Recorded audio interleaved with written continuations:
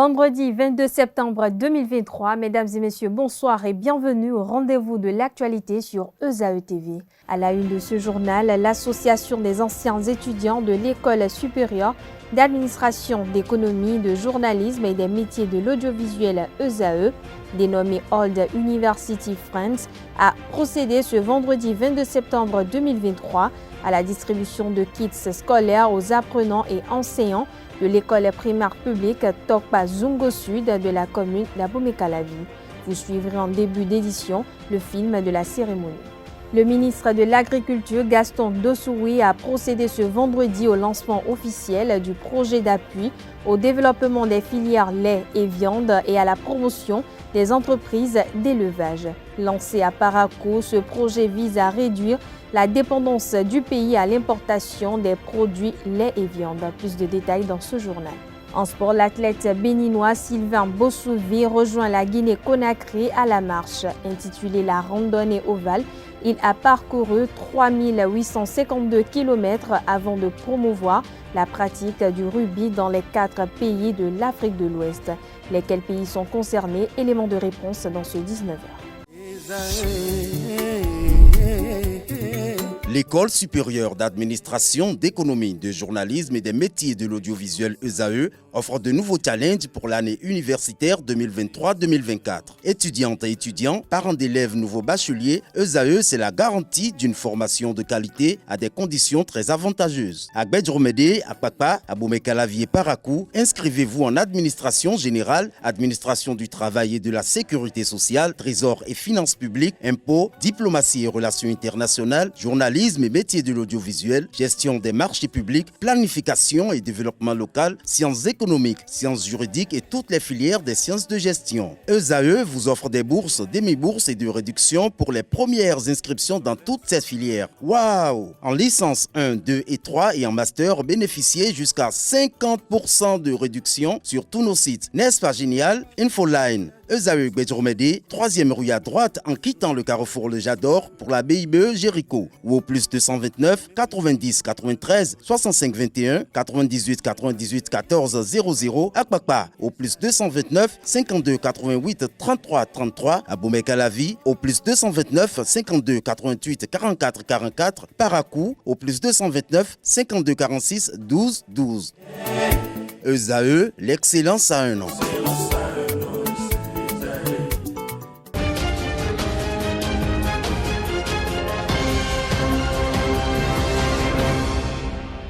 À nouveau, bonsoir, ravi de vous retrouver et bienvenue si vous nous rejoignez. L'Association des anciens étudiants de l'École supérieure d'administration, d'économie, de journalisme et des métiers de l'audiovisuel ESAE, dénommée Old University Friends, a procédé ce jour à la distribution de kits scolaires aux apprenants et enseignants de l'école primaire publique Tokpa Zungo Sud de la commune d'Abomey-Calavi. Ce don intervient dans le but de favoriser la scolarisation des enfants démunis. Le film de la cérémonie avec Francis Farami. Kits scolaires pour faciliter l'accès à la scolarisation des écoliers. C'est dans cette optique que l'Association des anciens étudiants de l'ESAE, Old University Friends, a gratifié 36 apprenants et d'autres enseignants de l'école primaire publique Tokpa Zungo Sud de kits scolaires. Un acte bien motivé. On a vu un reportage sur Canal 3 qui faisait état de l'école et aussi de leur taux de réussite pour la rentrée 2022-2023 passée. Donc ils ont fait 100%.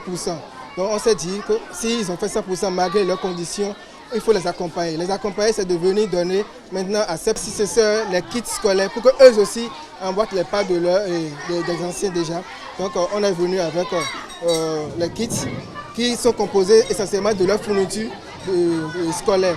Il s'agit là d'une action bien appréciée par les différents bénéficiaires. Nous sommes contents de recevoir les fournitures scolaires.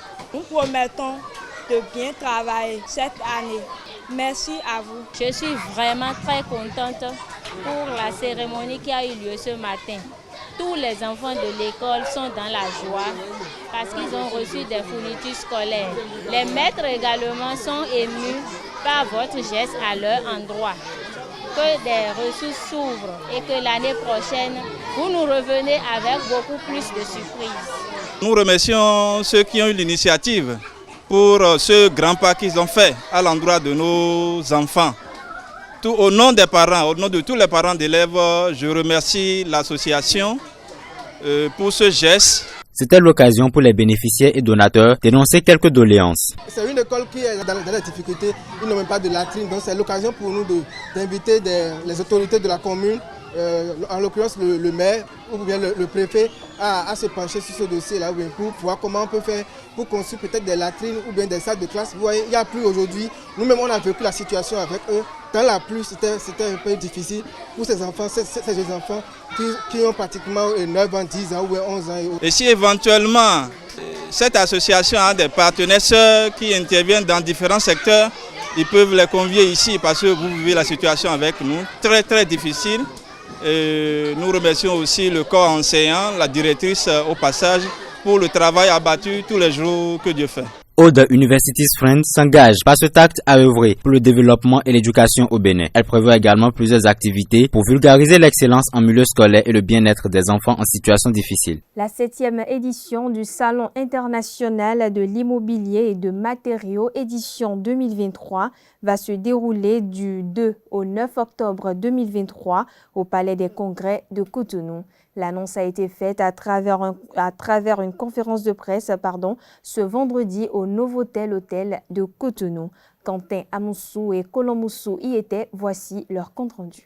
La 7e édition du Salon international de l'immobilier et matériaux modernes S2IM, initiée par Kenyinde Amadou, est l'occasion de réunir la population béninoise ainsi que les acteurs du secteur du bâtiment et travaux publics dans un même espace. L'un des objectifs du Salon international de l'immobilier est de participer à l'amélioration du cadre de vie. L'objectif de ce salon, ou bien la motivation, en fait, c'est de participer à l'amélioration du cadre de vie et au développement durable, tout en faisant la promotion des matériaux de construction de qualité, des matériels et équipements de qualité, le respect des normes, et également amener la population à consulter les professionnels de la construction. Vous voyez, parce que construire un habitat, construire un bâtiment, ça nécessite des connaissances techniques. Et on sait bien que beaucoup de nos compatriotes construisent leur maison sans respecter les normes, sans faire le choix des matériaux de qualité qui existent, alors qu'il y a des professionnels, il y a des usines qui fabriquent des matériaux de qualité. Cette édition offre une particularité aux acteurs du domaine avec des programmes bien précis. Au programme de cette 7e édition, nous avons les expositions ventes, les consultations gratuites, les conférences débats, les rencontres B2B, le jeu concours S2e, le village S2e, le concours de la meilleure maquette architecturale. La nouveauté pour cette 7e édition, c'est le village S2e, qui est un concept de relaxation dans l'habitat. Ça permet aux visiteurs de se relaxer sur le salon. C'est-à-dire vous avez la restauration, vous avez tout ce qu'il vous faut pour être à l'aise, pour vous sentir comme chez vous à la maison. Vous venez acheter des matériaux, des matériels et équipements, mais vous vous sentez également bien dans l'habitat en vous relaxant. Donc c'est un peu ça le nouveau concept de la 7e édition du Salon international de l'immobilier et matériaux modernes. Plusieurs partenaires se sont illustrés pour marquer cette 7e édition. Nous tenons à remercier le promoteur de ce salon, M. Amadou, pour cette initiative et confirmons de notre présence tout le long de ce salon. Nous rentrons dans un système de divertissement où il y aura la restauration, il y aura le divertissement, les artistes qui vont venir prester. Il y aura du côté beaucoup de divertissements qui vont se passer du côté de ce salon. Parce qu'on s'est dit tout le monde vient pendant les 7 jours, au moins les 8 jours. On est tous concentrés à parler de business, construction. À un moment aussi, il faut se détendre un peu, manger quelque chose, boire quelque chose. C'est pourquoi on a essayé de voir des gros partenaires comme Coca-Cola qui nous accompagnent et One Beer qui seront là à mettre le rafraîchissement pour que vous soyez vraiment à l'aise pour voir quelque chose au cours de ce salon pendant les 8 jours pour ne pas vous ennuyer.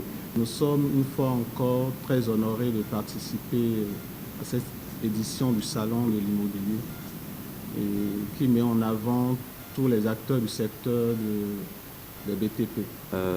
Nous sommes ensemble depuis la création de ces stands, de ces salons. Nous sommes très heureux. Toujours, il y a de nouveaux partenaires, Chaque année, les invités s'ajoutent. La population béninoise est donc conviée à ce grand rendez-vous qui va se dérouler du 2 au 9 octobre 2023 au Palais des Congrès de Cotonou. Autre information dans cette édition, le secrétaire exécutif de la commune des Agégués, Jean de Dieu Koudjo, est relevé de ses fonctions. Par arrêté en date du 21 septembre 2023, il a été suspendu en conseil de supervision. Il lui est reproché des fautes lourdes en violation des articles 119 et 133 du Code de l'administration territoriale en République du Bénin.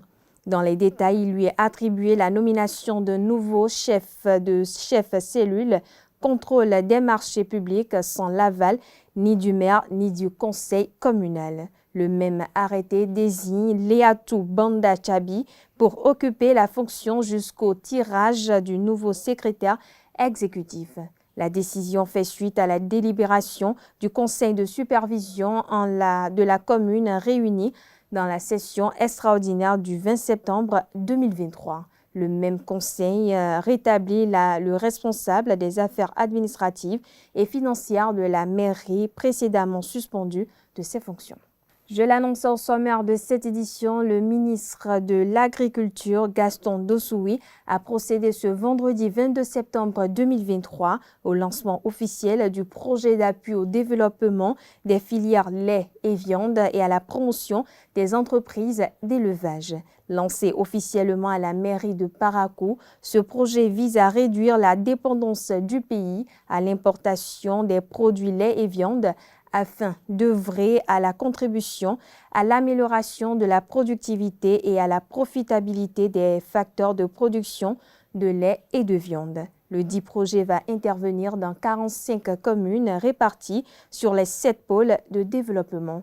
Notons que le projet d'appui au développement des filières lait et viande et à la promotion des entreprises d'élevage cible 66 640 bénéficiaires directs et 1 409 515 bénéficiaires indirects. Cette édition se poursuit. Le port du voile est une pratique très répandue dans la charia. Liée à la culture méditerranéenne ancestrale, elle a fait polémique en France ces dernières années dans un contexte de promotion tout azimut de l'égalité et la liberté. Dans la religion musulmane, le port du voile est une obligation. Dans quelle situation la femme musulmane doit être voilée? Élément de réponse avec El Hadj Lassisi Bassirou, islamologue et professeur de la langue arabe. Des propos recueillis par Nansirine Fatoubi et Francis Farami. Alhamdulillahi Rabbil Alamin wa salatu wa salam ala Sayyidina Muhammad sallallahu alayhi wa sallam wa ala alihi wa sahbihi ajma'in. Le port de voile, c'est nous qui avons surnommé cette situation comme port de voile. Sinon, ce que l'islam a demandé, c'est que la femme préserve sa nudité. Elle doit cacher tout son corps et ne laisser que ce qui est visible, comme le visage et les mains. Comme le Coran l'a dit, voilà yubdina zinatahunna illa ma zahara minha. Donc, sa nudité ne doit pas être exposé à tout le monde, que peut-être son mari ou bien quelqu'un qui est un de ses proches, de son sang, qui ne peut pas la marier. L'islam l'a mis dans le cadre de l'adoration.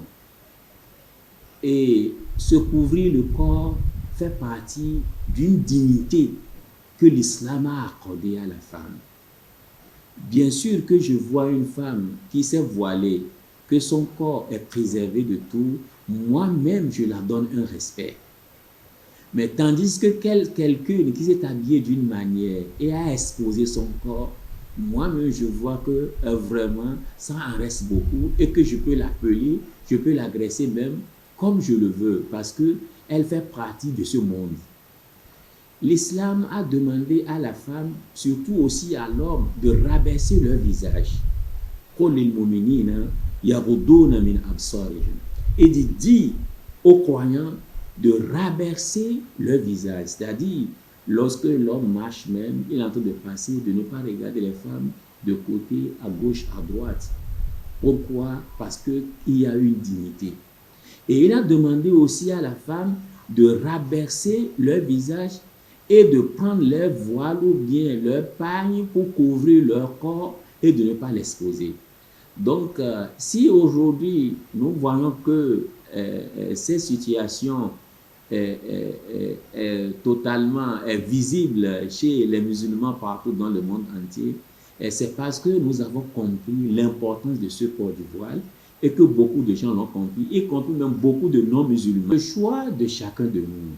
Si une femme, une fille a choisi qu'elle veut m'habiller de cette manière, c'est son choix.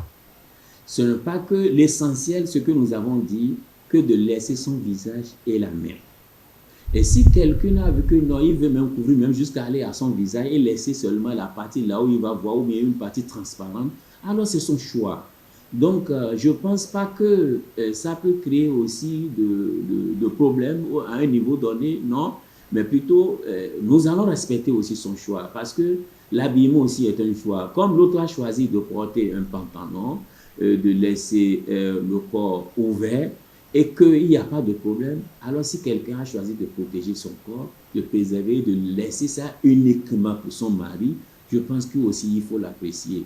Et aussi, des fois, nous voyons que certains musulmans ne comprennent pas le contexte ou bien pourquoi nous portons le voile. Parce que nous allons retrouver quelqu'une qui a porté un jean serré ou bien un collant serré et une chemise serrée, donc qui a dévoilé un peu son corps, qui a dessiné un peu comment sa partie est, son corps est, et sur sa tête nous avons le voile. Non, ça n'a pas un sens. L'essentiel, c'est de préserver ton corps, de protéger ton corps, de couvrir ton corps. Et que n'importe quoi, si tu as porté le voile, et que ce voile n'arrivait pas à préserver ou bien à protéger ton corps, alors ce n'est plus le voile que tu as porté, mais plutôt tu as fait le contraire de ce que l'islam t'a demandé. Dans le domaine de la spiritualité, pendant l'année scolaire, les parents d'élèves sont souvent préoccupés par la sécurité des apprenants, parfois victimes d'accidents de circulation, de mauvais œil ou même de kidnapping à la sortie des classes. Les apprenants sont exposés à toutes sortes de risques durant l'année scolaire. Étudier, oui, mais veiller à la bonne marche des études, à la protection et à la sécurité des enfants est également primordial.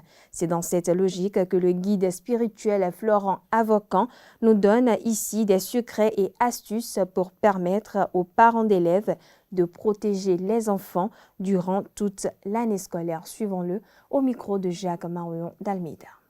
C'est la rentrée des classes.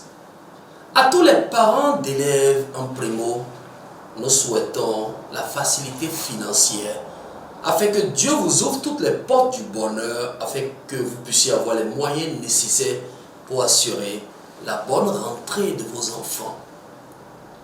À tous les enseignants et le corps enseignant en général, nous souhaitons une bonne rentrée des classes et beaucoup de courage, chers enseignants, car c'est grâce à vous que nous sommes ce que nous sommes aujourd'hui.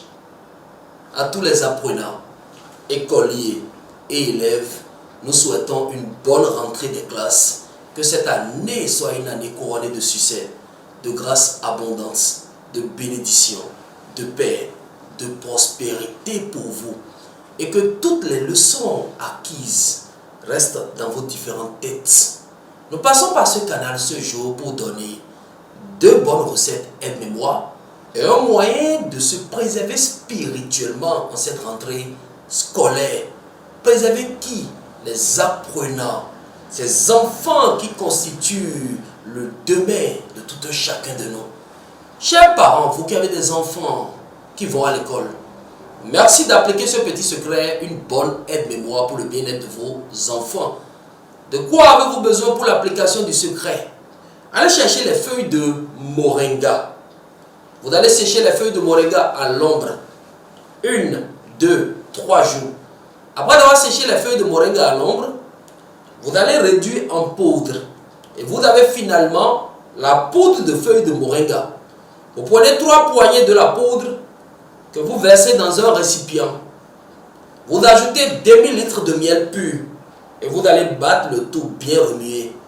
Après avoir bien fait cette mixture, ce lait, cette aide-mémoire pour votre enfant, vous remettez à l'apprenant.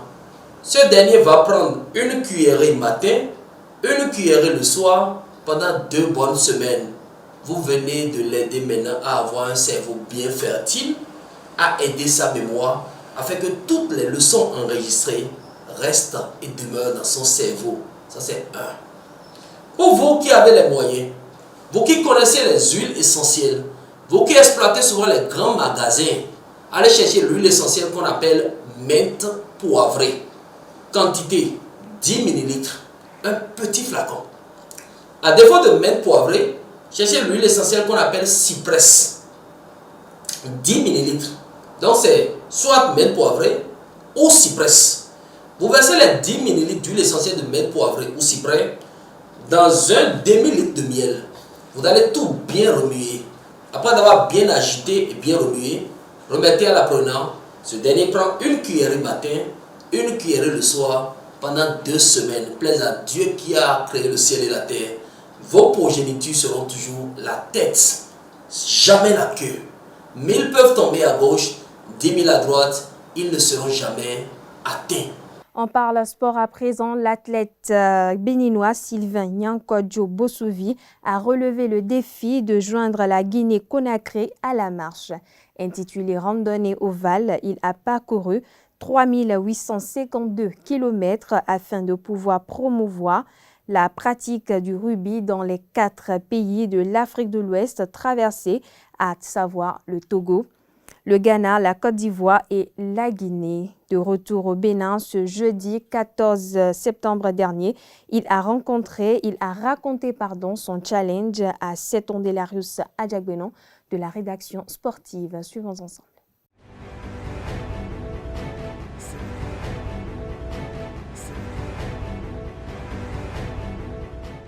J'ai effectué ce trajet en 1 mois, 2 semaines. J'ai quitté Cotonou le 21 juillet. Je suis allé sur le Togo. Après le Togo, j'ai fait le Ghana. J'ai traversé tout le Ghana et après j'ai fait la Côte d'Ivoire. Et de la Côte d'Ivoire, je suis allé en Guinée-Conakry. Initialement, je devais aller en Guinée-Bissau, mais il s'est fait que la Confédération africaine de rugby n'a pas de référent en Guinée-Bissau. Donc, ça fait que leur référent se trouve en Guinée-Conakry. Je me suis arrêté en Guinée-Conakry. À partir du Bénin jusqu'en Côte d'Ivoire, c'était simple et pas trop de difficultés. Mais en rentrant en Guinée-Conakry, ça a été très très éprouvant parce que les villes sont équidistantes de l'un de l'autre entre 120 et 140 km avant de pouvoir rencontrer du monde. Donc, je vais vous raconter une petite anecdote. Il s'est fait qu'au beau milieu de nulle part, je n'avais plus de l'eau. Et c'est la première fois que j'ai pleuré sur l'un de mes parcours, depuis que je suis en train de faire de la randonnée. Parce que je me suis senti seul et livré à moi-même. Et c'est les personnes rencontrées au jour le jour sur le parcours qui m'ont permis de continuer à atteindre mes objectifs. L'étape qui m'a marqué le plus, c'est au niveau de la frontière entre la Côte d'Ivoire et la Guinée-Conakry. J'ai été surpris par la réaction d'un monsieur qui était plus âgé que moi et qui est aussi le référent de Conakry. C'était le commissaire divisionnaire de la zone qui était même en larmes d'avoir vu un Africain faire le parcours vers l'autre côté. Sur le ballon qui est devant moi, c'est les différents présidents de fédérations de rugby de chaque pays que j'ai rencontrés avec des acteurs de rugby qui ont posé leur signature sur ce ballon pour marquer ma présence dans leur ville. Je remercie toutes les personnes généreuses qui me sont venues en aide sur tout ce parcours et un grand merci à la Fédération béninoise de rugby par le biais de son président, M. Dainto Faustin. Un grand merci à M. Diomandé qui est de la Guinée-Conakry, qui a aussi participé à l'événement. Après avoir fait le tour du Bénin, après cette belle randonnée, je pense que je vais lancer un record national dans le mois de décembre, tenter un record national, partir de Cotonou jusqu'à Dassa. Ça va être un record national et après, pourquoi ne pas tenter d'autres aventures, d'autres challenges en Afrique.